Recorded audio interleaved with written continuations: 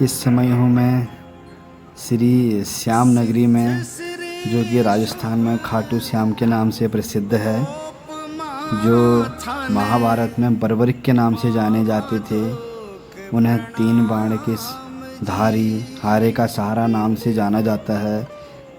तो उनको महाभारत के टाइम में श्री विष्णु भगवान जी से, कृष्ण भगवान जी से वरदान मिला था कि कलयुग में जब पाप बढ़ जाएंगे, जब ज़्यादा कलयुग अपनी चरम सीमा में होगा, तो उस टाइम पे जो भी सेवक, जो भी भक्त आपकी नगरी में आएगा, आपके दरबार में आएगा और सच्चे मन से आपका नाम लेगा, आपके यहाँ दर्शन करेगा, तो उसकी सारी मनोकामना पूर्ण होंगी। जय श्री श्याम। कुछ जगह ऐसी होती हैं जहाँ इंसान सिर्फ घूमने नहीं जाता, बल्कि अपने मन को सुकून देने जाता है। एक ऐसी राजस्थान की पवित्र धरती पर बसा खाटू श्याम, खाटू धाम, जो भी एक ऐसी ही जगह है। इस वीडियो में मैं आपको दिखाने वाला हूँ खाटू श्याम जी की मेरी यात्रा के कुछ खूबसूरत पल।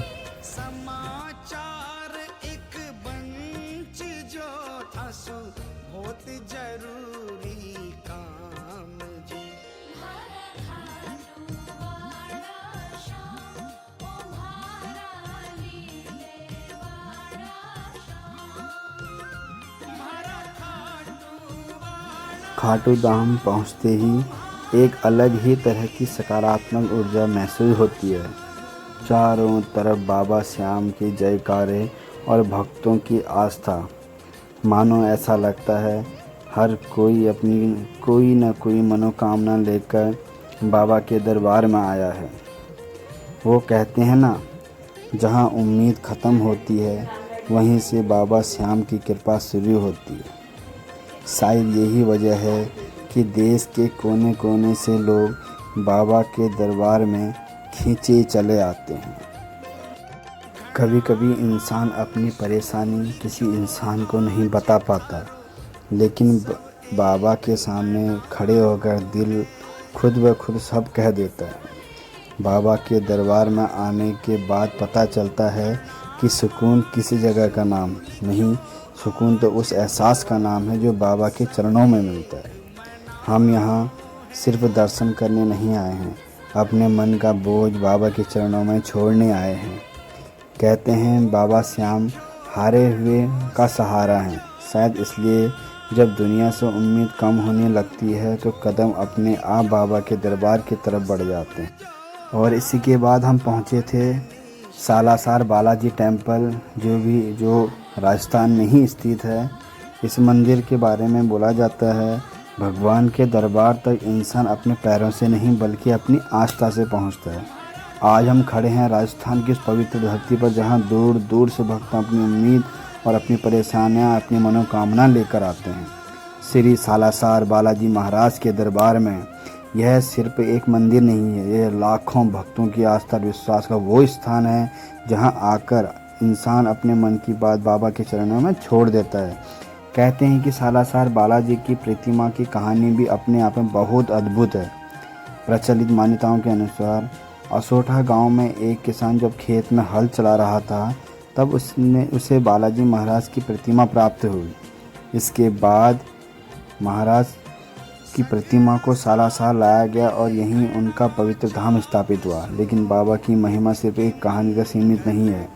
आज भी न जाने कितने लोग यहाँ अपनी मनोकामना लेकर आते हैं। कोई अपने परिवार की खुशी मांगता है, कोई अपने बच्चों के लिए दुआ करता है, कोई अपने जीवन की परेशानियों से निकलने की प्रार्थना करता है, और कुछ दर्द ऐसे होते हैं जिन्हें शब्दों में ज़रूरत नहीं होती। बाबा सब समझते हैं।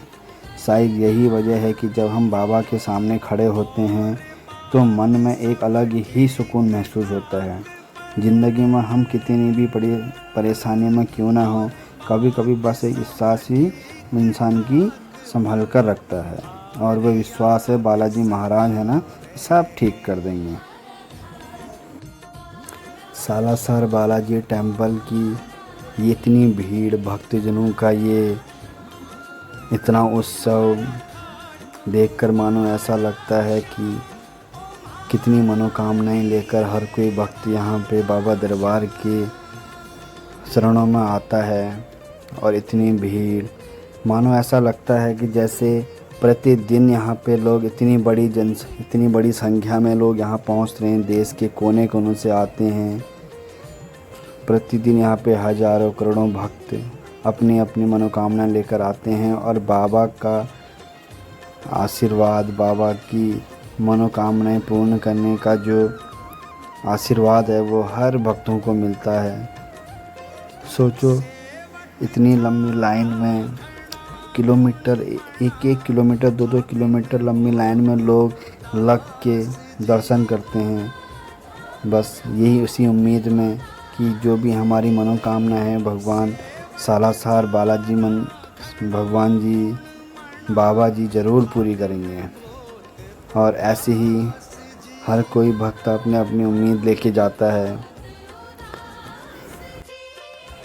और इसी बीच हम लोगों का जो सफ़र स्टार्ट हुआ था वो हरिद्वार से स्टार्ट हुआ था। और सोचो, इतनी दूर से सफ़र करने के बाद इतनी धूप में, लेकिन बाबा दरबार के चरणों में पहुंचते ही सारी थकान, सारा मन का थकान, सारी जो चिंताएं थी वो सारी दूर हो गई बस भगवान के चरणों में पहुंचते ही। जैसा कि आप लोगों को पता ही होगा, राजस्थान इंडिया का सबसे लार्जेस्ट स्टेट है एरिया के हिसाब से। तो इसका राजस्थान का 68% जो एरिया है वो सिर्फ थार मरुस्थल से घिरा हुआ है। बाकी बचा हुआ जो एरिया है उसमें ही वहाँ पे जीवन यापन होता है। तो अब हम पहली बार यहाँ पे गए हुए थे राजस्थान में। तो जहाँ पे भी हमें हल्का सा रेत, हल्का सा मरुस्थल टाइप दिख रहा था, हम तुरंत वहाँ की वीडियो बना ले रहे थे क्योंकि बड़ा एक्साइटेड थे उस थार मरुस्थल को देखने के लिए। बट हम वहाँ तक तो नहीं जा पाए। इस बार के प्लान में हम थार मरुस्थल तो नहीं जा पाए। बट हमने 3 से 4 टेंपल यहाँ पे विजिट किए, जिसमें गोगा गोड़ी, तक्षशिला जो गुरु गोरखनाथ जी को डेडिकेटेड है, और गोगा गोड़ी महाराज जी के दर्शन इस बार हमें पहली बार हुए। तो जो भी वीडियो मेरी ये राजस्थान से कोई लोग देख रहे हैं जो वहाँ के लोकल हैं, तो कमेंट करके ज़रूर बताना कि वहाँ पे राजस्थान में और इससे अच्छी जगह कौन कौन सी हैं घूमने के लायक, जहाँ पे हम अगर कभी नेक्स्ट टाइम ट्रिप बनाएं तो हम उस एरिया को विज़िट ज़रूर करेंगे। और हमें तो काफ़ी अच्छा लगा राजस्थान में घूमने में। यहाँ की रोड हमें काफ़ी अच्छी लगी।